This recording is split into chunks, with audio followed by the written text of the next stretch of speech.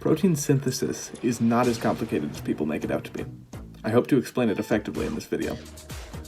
Protein synthesis is the process of a cell creating protein. The main parts of protein synthesis are transcription and translation. I'll show you how these work in steps. Step 1.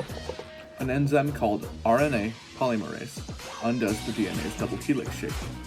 Now instead of having one double helix, there are just two strands of DNA. Step 2. Then, free-floating RNA bases find their match in the DNA and link up. Step 3. The new mRNA strand will then detach and leave the nucleus. Step 4. The DNA reforms itself and the process can begin anew. Now for translation. Translation is the process of using our mRNA strand to match up with the correct tRNA strand to start the creation of a polypeptide chain.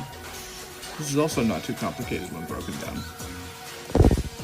Step 1. A ribosome attaches to a strand of mRNA. The mRNA are then read in groups of 3, known as codons.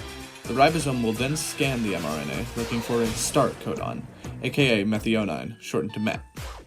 Step 3. The tRNA will match the corresponding bases known as anticodons. After bonding with the corresponding bases, they deposit the amino acids. Step 4. The tRNA is then released, and the ribosome moves on to the next codon.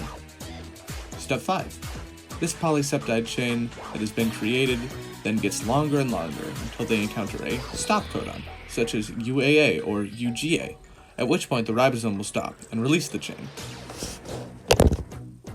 See? That wasn't too complicated. I hope that we learn more about transcription and translation, and maybe we'll appreciate the good they do for our bodies. I mean, I won't.